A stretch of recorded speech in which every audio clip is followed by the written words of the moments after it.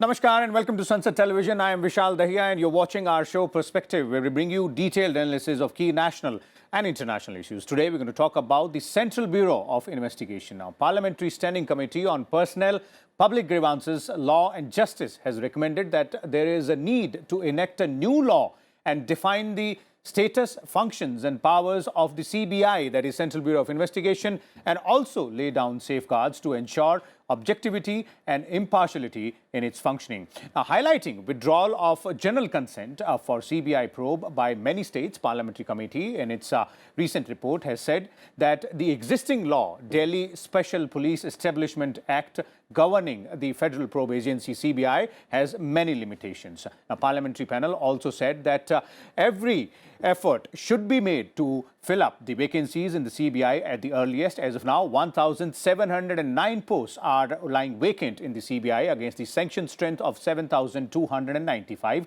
according to the committee. Now, the committee also recommended CBI to publish case statistics and annual report on its website. So today we will discuss and analyze various aspects of this report of the Parliamentary Standing Committee. What does it mean for the Central Bureau of Investigation, and what does the recommendation say in terms of changes which have to be brought in the law or in the agency as well? And for more on this, we're joined by a distinguished panel of experts. Let me first introduce them to you, beginning with Mr. Satya Prakash. Is here with us in the studio. Legal editor, The Tribune, is joining us. Welcome, Satya, to the studio. And we also have two more distinguished panelists with us. Mr. M.L. Sharma, former Special Director of CBI, is with us. And so is Dr. Vikram Singh, former DGP of Uttar Pradesh, joining us. Welcome, both of you gentlemen, as well, to Sunset Television. I'll begin with you, Satya, since you must have had a close look at what the Parliamentary Standing Committee is saying. In essence, it talks about two aspects. One is bring a change in the law which governs CBI, and two, it talks about increasing the strength and perhaps giving a more public face to the CBI in terms of making whatever case statistics are there and its annual report public. Well, it talks about, most importantly, as you have mentioned, having a new law to govern the CBI, one. Because what has happened in the recent past, around 9 states have withdrawn the general consent given for CBI probe. And it is becoming much more politicized, because all the mainly opposition ruled states, they are withdrawing consent and creating problems. In many cases, if you recall, in the case of West Bengal, CBI personnel, they were arrested by the state police and it was a huge uproar, and matter finally went to the Supreme Court, which had to intervene to settle the issue. So this is one. Second is CBI, they draw their cadre from various central police forces or state police forces. This has been a problem. I don't know whether which is the right course to be adopted, whether to go for a permanent cadre for CBI or keep on drawing human resources from various state forces or central police forces. That is two. Number three, which is much more important, because CBI has too many bosses. And this is because, starting with Lokpal, CBI is the nodal agency. CVC, again, is supervising the CBI's work. DOPT, again, is works. And many of the officers who come from IPS cadre, they are supposed to report to Home Ministry for cadre-related certain issues. Okay. Apart from that, there are people who are drawn from state police forces. So finally, their loyalty remain with the state police forces, because beyond the deputation, they cannot stay back and they will have to go back to their parent state police. Okay. So there are too many bosses of CBI. So this is creating a scenario where too many things are happening and becomes very difficult to coordinate. This is, on the face of it, it looks as if it's a problem. Okay. But most important point, which I did not see anywhere, CBI was declared to be unconstitutional by Guwahati High Court in 2013. And what the High Court said, CBI was constituted by an executive resolution of April 1, 1963. And because of the fact that CBI carries out raids, it arrests people and it also prosecutes people, and people can be jailed and people can even face death penalty. Under Article 21, it's mandatory. No person shall be deprived of his right to life and liberty except according to procedure established by law. Okay. What the High Court said, CBI was not established in accordance with procedure established by law, because that would require some sort of parliamentary enactment, which was not there in this case. This is what the High Court said. That's a different thing. that the Supreme Court within few days state that verdict. Yeah. But this is a key legal question regarding CBI. Okay. But that also will get addressed automatically if there is a new law governing there is a new law. CBI comes in. Now, those are very interesting, legal aspects there, and the issue of deputation also will go to that aspect. But let's first, talk about the limitations of the current act which governs, and who better than Mr. M.L. Sharma to take us through that. Mr. Sharma, you've been a Special Director with the Federal Investigative Agency. One thing which we would like to know, as the Parliamentary Standing Committee is saying, that there are many limitations in the existing law, existing act which governs CBI, that is Delhi Special Police Enactment Act. What are those limitations which the report is referring to, and what kind of limitations? I was saying thank you very much for having me on your show. Okay. So now, as a backgrounder, I would like to say that CBI functions. CBI is only an administrative name, and the legal name of the CBI is DSPE, Delhi Special Establishment.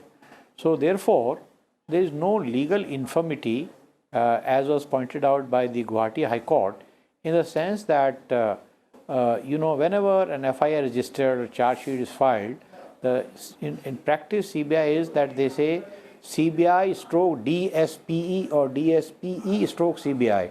So that legal handicap is not there. But the real handicap of the CBI is in terms of its jurisdiction. Because even if you are a central government employee and you are posted in a state, say, Jalandhar or Tamil Nadu, whatever, even an IAS officer, IPS officer, or income tax officer, etc., CBI cannot take up the investigation against that individual, even when he is a central government officer, unless there is a consent of the state government concerned.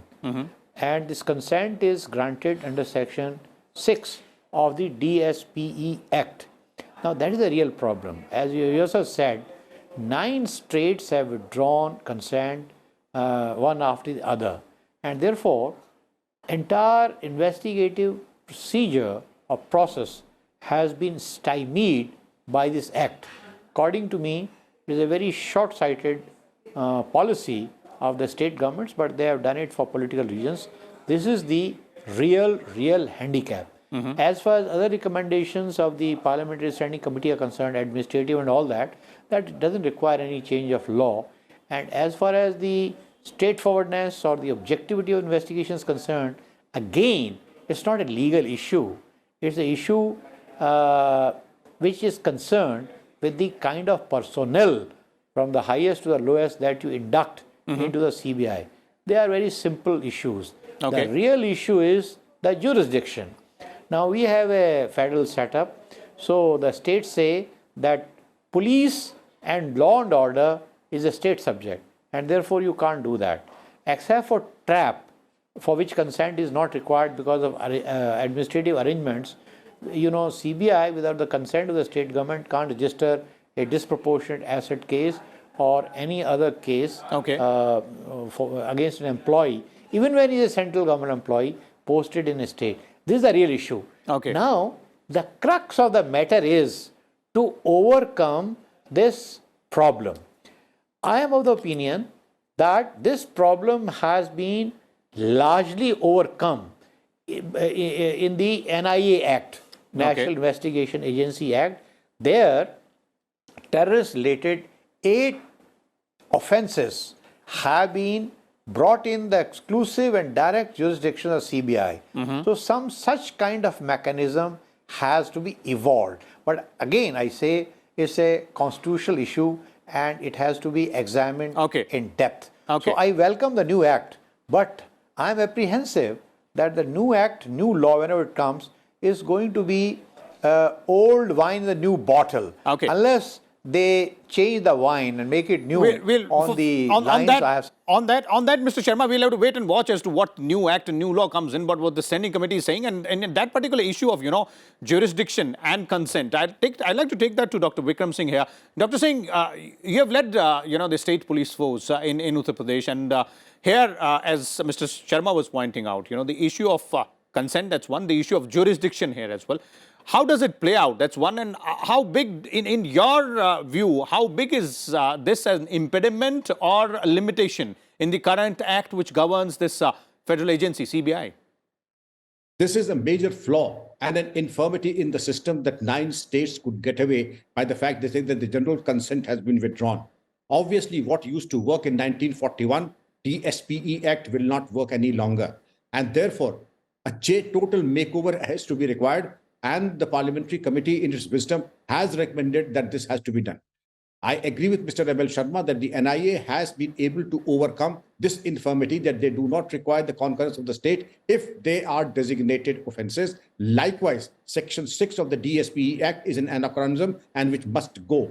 If there is a corruption case or a designated case, the CBI, as a federal investigating agency, should have the authority without the consent of the concerned state, because there is more of politics, Mr. Vishalji, than administrative expediency. Therefore, I would say it takes the form of many other ways, that non-cooperation with the CBI. What happened in West Bengal is nothing short of an administrative nightmare. And therefore, it is best that these things are taken into account and smoothened out in a manner through a new law. Okay. All these infirmities are set right and there is no looking back. But to have a CBI which cannot operate in 9 states is making a mockery of the investigating in itself. And therefore, the framers of the law would do very well to ensure that any such whimsical act by any deviant state is made infructuous by statute itself. Okay. That's what the committee's recommendations, the essence of those recommendations is as well. But as both the gentlemen are pointing out, Satya, I'd like to take your views on that. That is the NIA Act sort of a model act on which, on the lines of which changes can be brought to the law which further governs Central Bureau of Investigation, because that is also a federal agency which works on a national level, dealing with the specific issues vis-a-vis terror threats. Well, NIA Act, the best part is that the offences are categorized as such. So automatically, the moment something happens of that nature, NIA takes over. Here, it is depending upon the consent. I'm not sure whether corruption relating to central government alone should the CBI cover, which is the case right now, or corruption in general should be the CBI's jurisdiction. But in both the cases, it should be clear in the Act itself. Any corruption relating to the central government employees should be covered by CBI irrespective of geographical boundary of state. Okay. That is one. Second, depending upon the wisdom of Parliament, it can go ahead and say corruption as such shall be an offence which the CBI can investigate. Okay. In both the cases, there needs to be clarity.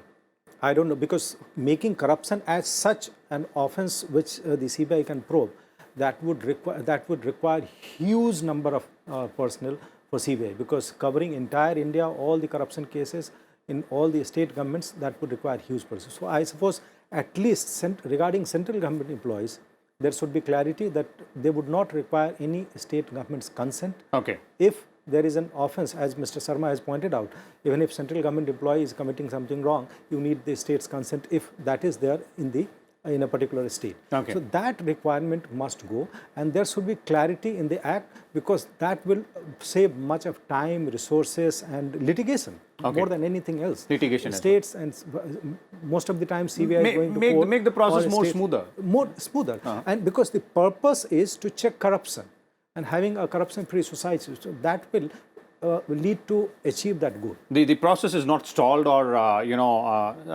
stymied rather, as Mr. Sharma was pointing out. Let me bring in Mr. Sharma again here.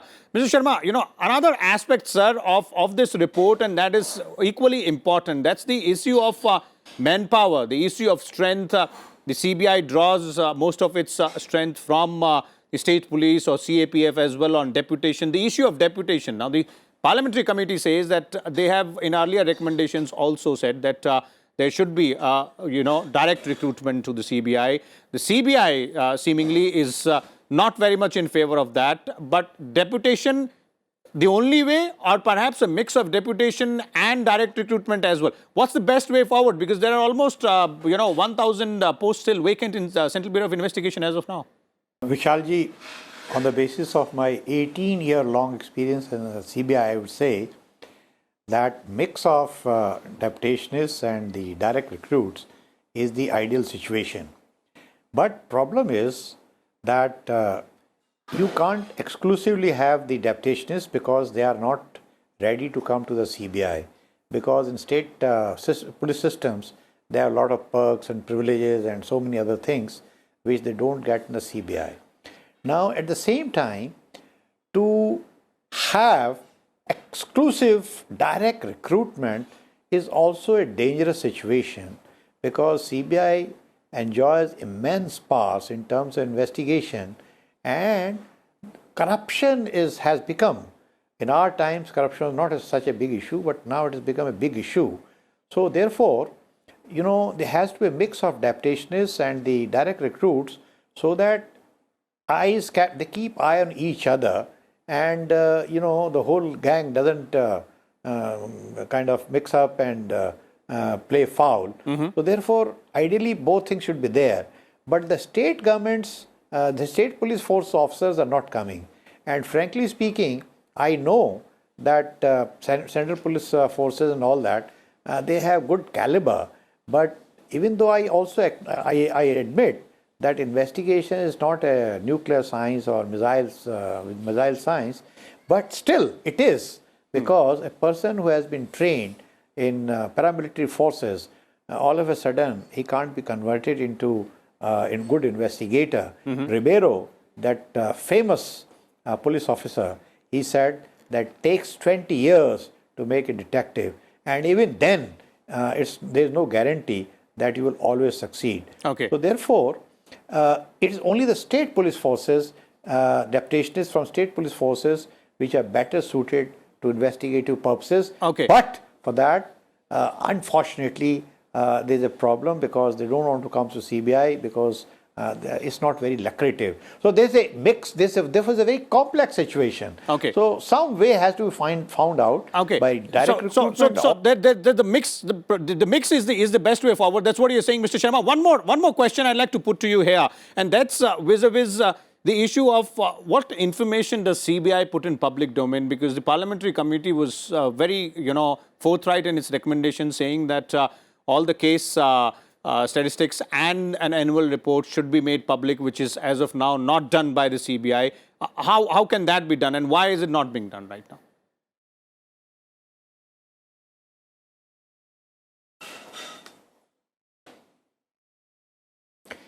Frankly, I totally agree with the recommendation of the parliamentary committee. You see, there has to be some kind of secrecy about the ongoing investigations. About statistics, there can be no secrecy at all. And therefore, it is very absurd situation that this is not being put into administrative domain. It should be done into public domain, sorry. But there's one paradoxical situation to which I'd like to draw your attention. Okay. You see, I was RTI Commissioner also, Central Information Commissioner, 5 years. Now, all police forces in the country are subject to RTI Act. But paradoxically, CBI is not. So therefore, CBI is basically a police organization. Police forces also investigate, CBI also investigates. There is nothing to distinguish. I would very strongly recommend that RTI Act should be made applicable to CBI. Okay. I want greater transparency. And as far as ongoing investigations are concerned, that they are protected in the RTI Act itself. Nothing more has to be done. Okay. It's a very absurd and paradoxical situation. Okay. I want more transparency. I want to bring about more transparency in the functioning of the CBI. Okay. Statistics, by no stretch of imagination, it should be stopped from publication. Okay, fair enough. Dr. Singh, I could see that you were smiling when, Mr. Sharma was talking about the issue of transparency there. So, of course, I'd like to hear what your views are on this issue. And, of course, the other aspect, in terms of manpower, a mix of deputation and direct recruitment is the best way forward. Do you agree? Absolutely, I totally agree with this view that the influx of new blood gives new dimensions, new talent, and of course, new ideas come into an organization. And therefore, there is a healthy blend of the old and the deputationists. That, of course, is a standpoint I take. Now, coming to the fact that there will be very many people who would love to watch the CBI website and see what is the progress made in the investigation. It is easier said than done. The annual administrative reports, by all means, yes. The tasks done, yes. Wanted and accused criminals list, yes. But to give the investigation plan in the sense that these are the investigations that are pending, and this is the progress made. The progress made, just these two words are very, very explosive in their content and dimension, and they can. People would be waiting very, very eagerly to understand what the progress is being mentioned in the website. I would rather that my considered opinion is that progress need not be shared with anyone except the team of the investigators who have a right to know and who have a need to know. The general public, especially those who are accused, have no right to know as to what the progress is in the investigation, who are the investigators, and the other micro details also. This is my one point, and this is also, as far as the investigation is concerned, is as sacred and as secret and confidential as any investigation in the country would be. You're right, Dr. Singh. The committee also is only talking about the case statistics and the annual report there as well. But, quick concluding comment from you, Satya, before we wrap this up. The suggestion coming in from Mr. Sharma out there that bring it under the purview of RTI that resolves the issue of putting information in public domain. It has all the, checklists. In fact, to start with, CBI was within the purview of RTI, but then it was added to Schedule 2 of the RTI Act. And read with 24, it becomes out of the purview of RTI. With usual exemptions under Section 8(1), applicable to CBI, it should be made, it should come within the purview of RTI. Because in any case, ongoing investigations are not shared, they cannot be shared because they are part of the judicial process. But rest of the information, as has been recommended by the Parliamentary Standing Committee, regarding facts, figures, or maybe somebody wants to know how many people are working with CBI, at what level, and all these facts, figures, and along with annual report, it can be made public. There is no harm in, because transparency will somehow enhance the credibility of the investigating agency. Of the organization out there. Thank you so much, Satya, for those views out there. And Dr. Vikram Singh and Mr. M.L. Sharma as well. Thank you so much for sharing your expertise, views and inputs from there. So as our experts were pointing out, various aspects of the governing of Central Bureau of Investigation, what the Parliamentary Committee has said in terms of bringing in a new law because the existing one has several limitations. What's the road ahead? That we will have to wait and watch and keep a track on these developments inside the Parliament. And we'll keep a close watch on other issues as well and come back again with a different topic. Till then, keep watching Sunset Television. Thank you.